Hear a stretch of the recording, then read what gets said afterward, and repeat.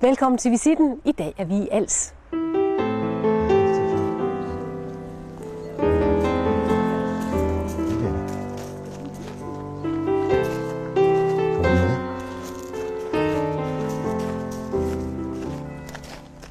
En betagende havudsigt og en 300 år gammel og fredet præstegård, så var ægteparret Annette og Flemming Bakke fra Sjælland solgt. Så meget, at de straks slog til og købte præstegården i den idylliske landsby Als i Østhimmerland. Skrækken for ikke at falde til og blive accepteret af lokalbefolkningen blev hurtigt gjort til skamme. Og væk er nu også den stress, der truede det harmoniske og gæstfri pars liv, da de boede på Sjælland.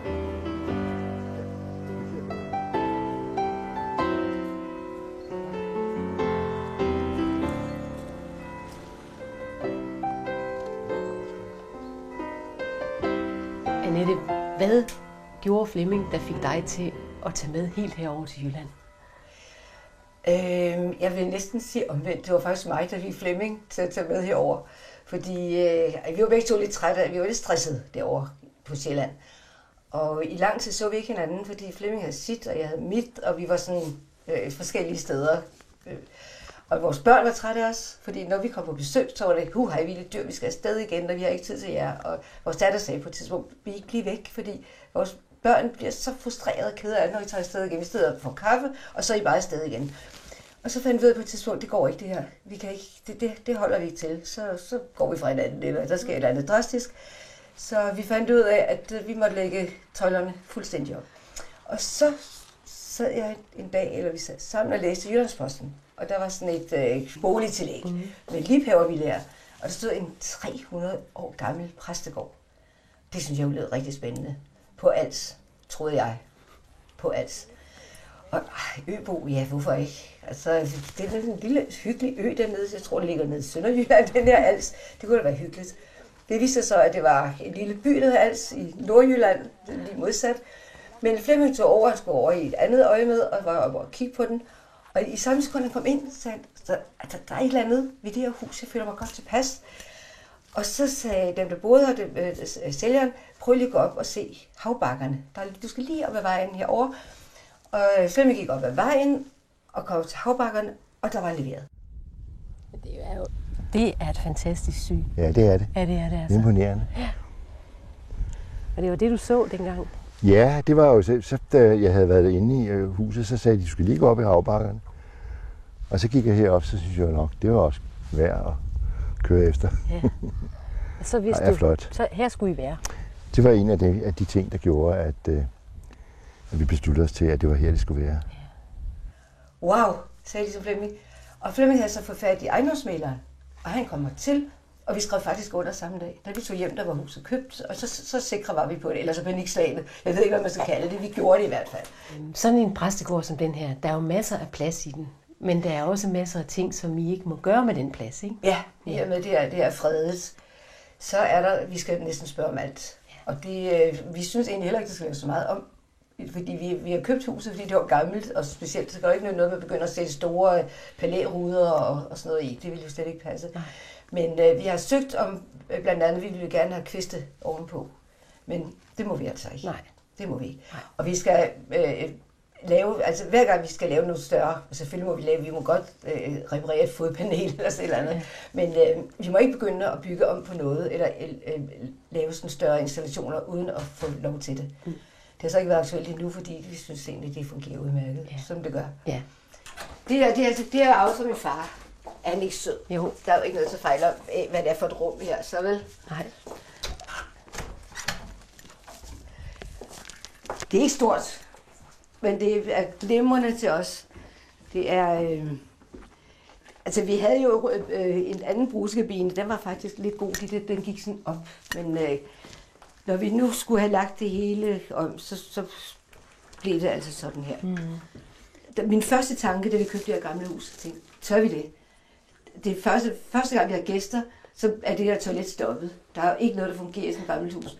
Vi har haft, som hele vores familie, masser af gange, 10-20 mennesker ad gangen, og der har aldrig nogensinde været noget i vejen med det system her. Aha. Det synes jeg er lidt imponerende. Ja, det er det. Ja. Da vi kom her, der var der altså det eneste, der manglede sådan rigtig store ting. Det var gulvet, det var ikke lagt. Men der kom vores store søn, og det lavede han og Flemming så på ingen tid. Og alle de her, det var der heller ikke. Altså skabene har vi selv, det må vi så selv tage. Og vi synes, det passede meget godt. Alt det her var der. Ja. Og så synes vi, det passede jo meget fint sammen med alt det andet. Ja, med profilerne og det hele, ja. Ja. Og det passer jo rigtig godt. Det er jo rigtig fint landkøkken egentlig. Ja, ikke? Ja. Det er jo men lige da vi kom allerførst, og der ikke var noget som helst i huset, der kan jeg huske, at sad jeg her og kiggede på, jeg fantaserer det jo ikke mere, men den der stolpe, der går over her, og så den der gamle fatning, som ikke blev brugt til noget, jo. Den hænger der bare. Ja. Jeg kunne sidde og kigge på den timevis. Jeg synes, det var så flot, den der rustikke stolpe, der går ikke, og de er jo gamle, de er jo fra den tid, simpelthen. Ja. Eller det ved jeg ikke, om de er, men i hvert fald rigtig, rigtig gamle. Men det ser man jo ikke sådan mere. Nu kan det godt. Men det var sådan nogle ting, faldt for. De gamle døre, de der små lave. Men, ja, for der er lavet her mange steder. Det skal man altså lige tænke på, når man kommer her første gang. Der har vi meget travlt med at få folk til at dukke hovedet, når de skal igennem. Hvis de er højere end mig, så skal de altså ned og i knæ. Der er rigtig mange, der har slået sig slemt. Ja. Men man gør det en gang. Der er nogen, desværre, der skal den 2 eller 3 gange, før de finder ud af, at der er lavt. Men det gør ondt at gå ind i dem, og det finder man så ud af. Ja. Men det er et skønt rum, det her. Jeg kan se, at I bruger det meget, fordi du kan sidde der og hygge dig, ikke? Så det er jo Flemming, der laver mad her i huset. Er det det? Og mens han gør det, så sidder jeg her, og så har jeg jo et glas rødvin eller hvidvin stående her, mens kokken går og laver mad. Ja. Så er der hygge. Ja. Det er så skønt. Det gør vi tit. Ja. Men det er Flemming, der er den store kok. Så det er man må sige, det er min plads, den her. Ja. Men det er også et meget specielt bord. Jeg har aldrig set noget lige. Nej, det er en gammel dæksluge fra Liberty-skibene. Ja. Man kan se, det er håndtagene her. Nå, til. Ja, og så var der en møbel, eller Olsen-møbler, de er ret kendte. Jeg tror nok, folk kender Olsen-møbler. Ja. De opkøbte så de her gamle dæksluger og andre ting fra Liberty-skibene, og lavede så sådan holder, eller hvad hedder det, der bunden til. Ja, bukke. Bukke, ja. Mm-hmm. Og så får I også lyset ind fra begge sider. Ja, og når vi så bruger rigtig mange, og når vi spiser jo altid, det er kun morgenmadstedet her, vi spiser så i reglen derinde, når vi er mange, så kan man altid følge med, når du står ude i køkkenet. Ja. Du går ikke glip af noget, for så sidder vi og slår om, hvem skal gå i køkkenet, fordi så går man jo ikke glip af noget. Men det gør man så, når der er åbent. Nej, så det bliver samtale. Det bliver samtale-køkken, kan man godt kalde det, ja. Jeg kan jo se en masse fjerkræ rundt omkring. Hvad er der med det? Jamen, det er fuldstændig tilfældigt. Altså, det er farverne igen. Jeg kan godt sige, at jeg har den der grønne dille, som er ved at gøre mig vanvittig lige før jeg ikke kan have noget som helst andet end grønt inde i huset. Men så har jeg fået tilfældigvis de her ting, og det er så bliver det samlet sammen. Jeg synes, det passer fint i farven. Og, den her for eksempel, den er jo dybt åndssvag, men den er da morsom. Jeg bliver glad, hver gang jeg ser på den, selvom den er fjollet. Så på en eller anden måde, det er sådan noget, jeg går og kigger på. Ja. Den her, den synes jeg, den har vi købt i Berlin på, det er jo en Philip Stark fluesmækker. Kan du fange den? Med? Ja, det ser flot ud, ja. Man kan godt se ansigtet. Ja. Den skal ses i et bestemt lys. Ja. Nu er der jo sådan en flot syn ud i haven her, men jeg kan se, der er også sådan et gammeldags... Gadespejl. Gadespejl, ja. En sladderhang. Ja. Det er desværre ikke. Det er gammelt, men det er et, vi har fundet i Maja, også et loppemarked. Ja. Det er ikke et, der sidder. Nej. Men det fungerer faktisk. Hvis du kigger ind, så vi kan se, når posten kommer, eller vi kan se alt, hvad der sker op ad vejen her. Og den anden vej, der kan du se ned i haven. Så det fungerer. Det er godt at have det. Ja. Især nu, hvor vi har fået postkassen er jo blevet flyttet herop. Ja. Og så kan vi ikke ane, så ender vi jo ikke, når der er posten. Nej. Det kunne vi høre før i tiden, der sagde det jo bare klak derude. Men nu skal vi, og så kan jeg jo se, når han kommer herop. Ja. Og så er det bare, skal helt derop og hente det.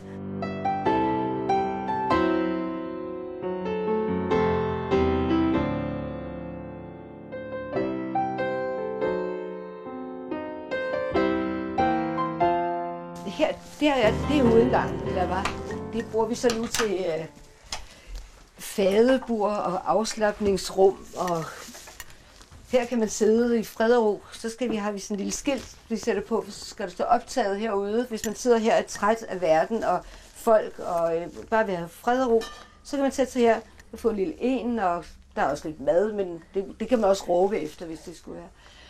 Men og om vinteren, der er det jo faktisk rigtig godt, fordi der er koldt. Det er rigtig koldt herude, så når vi er mange, så fungerer det som køleskab. Men her kan man sidde fred og ro, og der har vi bragt vores brænde. Men det var faktisk, det var hovedindgangen. Hvis den gamle dør, kan du se den? Ja. Den er jo rigtig, rigtig gammel også. Ja.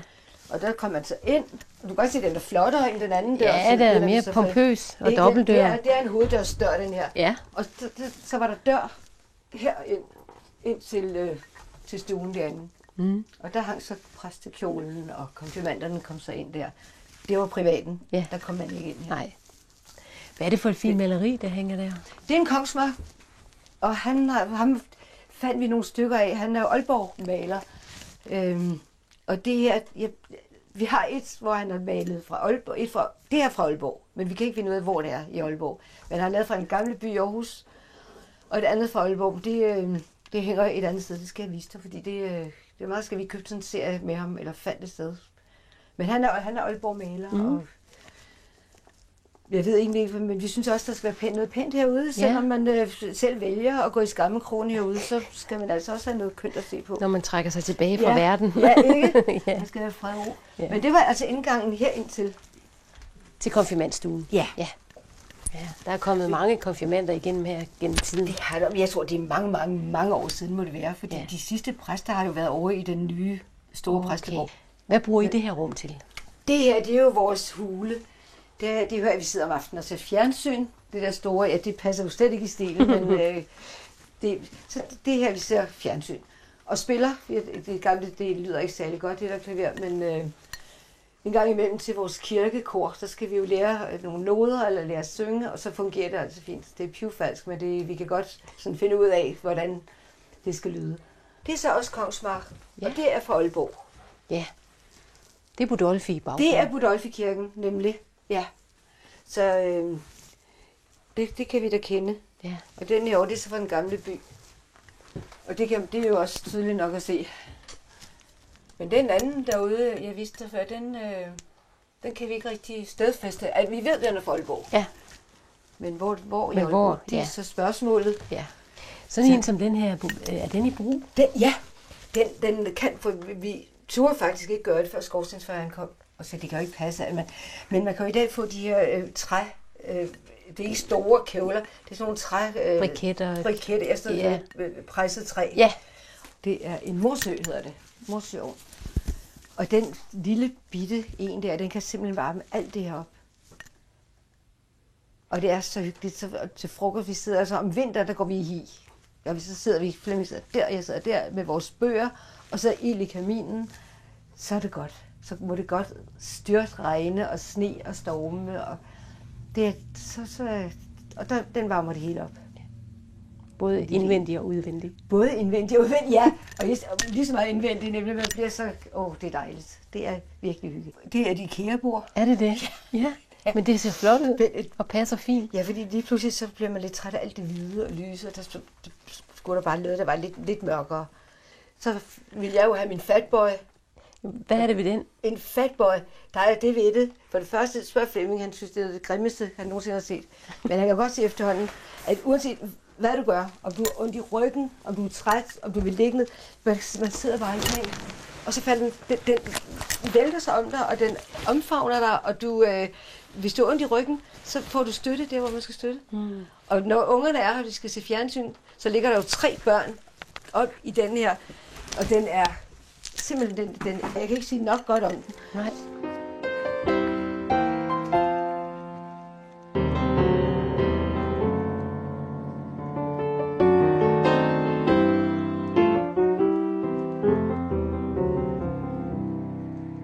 Det her, det er jo også en klassiker. Ja, det er jo en klassiker. Det er jo en smuk klassiker. Det er jo Flagermusstuen, og den er fantastisk. Ja. Men prøv lige at sidde på den. Har du nogensinde prøvet at sidde sådan en? Ja, men de går sådan ned. Ja. Så du får ikke rigtig støtten, vel? Nej. Jeg synes ikke, man sidder godt i den. Jeg synes, den er smuk. Den er utrolig smuk, men jeg synes ikke, den er funktionel. Med flot læder. Men flot. Det er en dejlig stol, det er det. Og så for ikke ret lang tid siden, så kiggede jeg som sædvanligt på det, og så lige pludselig tænkte jeg, der er et eller andet galt ved det billede. Og så fandt jeg en fejl. Og så har jeg spurgt mange mennesker, kan I finde en fejl på det her billede? Og der er faktisk ikke nogen, der har gjort det endnu. Hvad er fejlen? Ja, fejlen er så, jeg kunne bare ikke forstå lige pludselig, det der træ, det skal da ikke stå inde på en cykelsti. Det skulle jo have været ude i kanten. Ja. Kan du sige det? Hvordan kan man sætte et træ midt på en cykelsti? Nej. Jeg har spurgt forskellige mennesker, også nogle, der har forstand på kunst, og der er altså nogen, der siger, at det er for balancen i billedet. En kunstnerisk frihed, hedder det vist nok. Ja. At man kan få lov til hvad som helst. Men lige den der. Men det underlige er, at man ikke ser det. Ja, det er det. Ikke? Jo. Men på den anden side af det billede, der hænger der faktisk et andet billede af Haldin, som han åbenbart har opgivet, eller ikke har synes var godt nok. Så han har vendt det og brugt lærredet igen. Mm. Så det er et af de kære ejer. Det er et af de kære ejer. Ja. Og så hvis min mand, min vidunderlige, altså jeg er så vild med ham. Så, og når vi har gæster, så siger jeg, det er 2 lejre. Altså, han er jo ikke køn, det kan du godt se. Jeg kommer til at tænke på Kvium, hver gang jeg ser det der ansigt. Men Flemming havde dårlige ben, og så synes jeg, at han skulle have en lille husker. Og så sad han jo inde på et galleri i Oldeo på vej ind og besøgte ham på hospitalet. Og så kan du, man går lige, og så ser man det, hvad var det, du så? Så du rigtigt? Og så tilbage igen, og så der sad han sammen og sagde, jeg har også slået mit ben. Og så sagde der, ham skal Flemming have, når han kommer hjem. Nej, han er da sød. Han er ikke køn, men han er da så sød, synes jeg. Lige det er sådan nogle, vi vælger, fordi jeg synes, de er sjove. Men det er igen venner, der tænker på os, når de skal komme på besøg. Så skal vi lige have noget grønt med til huset.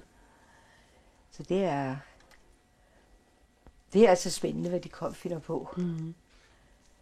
Og så karafler, det er selvfølgelig også arve.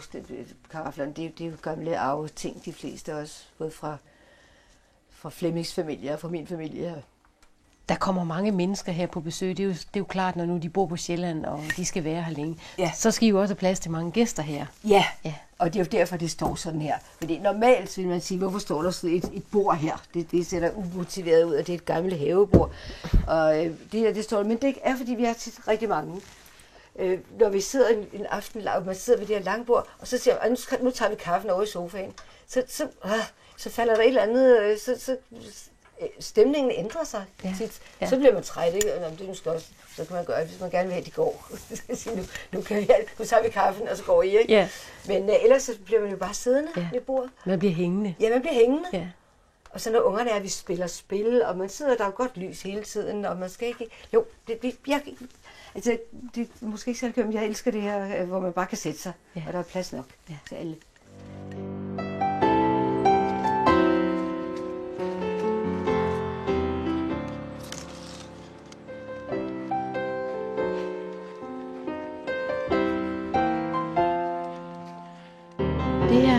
Det ligner noget arvestykke. Det er et arvestykke. Det er fra min far.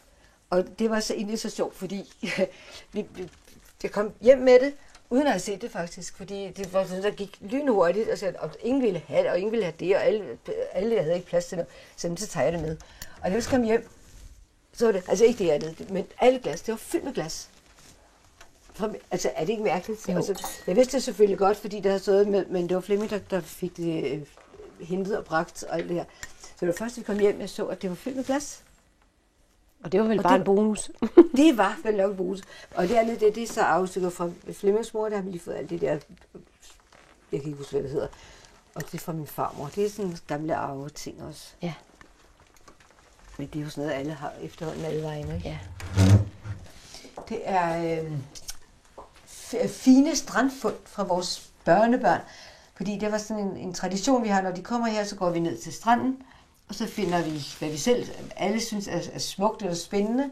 Og når vi så kommer vi hjem, så lægger vi alt op på bordet, og så vælger man, hvad man synes. Man ved ikke, hvem der har fundet hvad. Det bliver lagt op sådan, og så skal man være enige om, hver især, hvad man synes er den mest spændende eller den sjoveste ting. Og så dem, der vinder, eller dem, der bliver udvalgt som de smukkeste og flotteste, de får så plads i skabet. Hjemmebryg. Og det er blommer, og det er kirsebær, og det er hindbær, og det er alt muligt. Det er hyldebær. Men det sjove, vi har fået fra Flemmings familie, fik vi de her gamle propper, som Flemmings far har faldet for en gang i tidernes morgen. Og det er faktisk også lidt morsomt, når man ser det. Han er da sjov. Han er ikke sød. Jo, han er sød. Det er kitsch. Det er virkelig kitschet. kønne er de ikke, men jeg synes, de er sjove. Hun er desværre lidt defekt, fordi hun skulle egentlig bøje hovedet, når hun skal læse i sin bog, så skulle det hoved gå ned. Men det gør den altså ikke lige i øjeblikket. Vores søn er ved at prøve at lave hende, men han er kun nået hertil.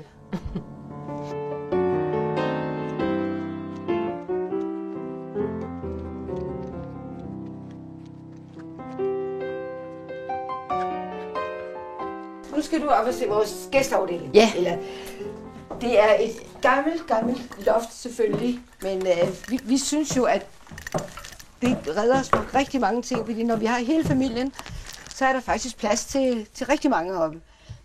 Ja, Det her loft, det har ungerne bare elsket altid, fordi her kan man jo gemme sig, og der er spindelvæv, der er edderkopper, der er spøgelser, og der er nisser, og selvom det er sommer, så ved de godt, at det er jo altid ting, et sted, hvor man gemmer tingene. Ja. Herinde, der er så til en familie,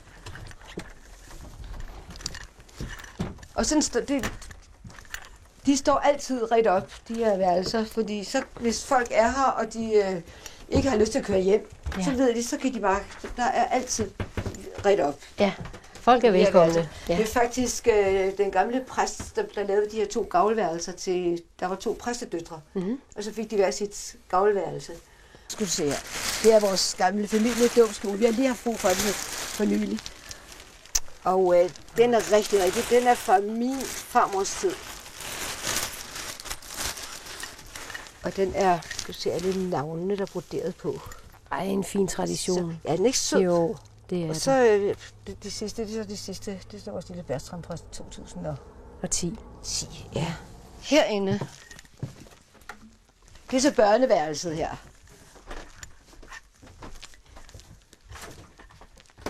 Og det er børneværelset, fordi der ikke er vinduer i, og voksne mennesker kan ikke lide at ligge i et rum, hvor der ikke er vinduer. Men børn er jo ligeglade, bare de har en anden, der kan ligge og fortælle spøgelseshistorier. Men det er sjovt, som vinduerne jo er nede i det niveau. Ja. Men altså, ungerne, da de var mindre, de var jo helt vilde med at sidde med benene ud og kigge ned på os voksne. Da de var lagt i seng, troede vi, og vi sad og holdt fester dernede om natten. Så var det jo altid for dem lige at kunne sætte sig der og høre alt, hvad der foregik.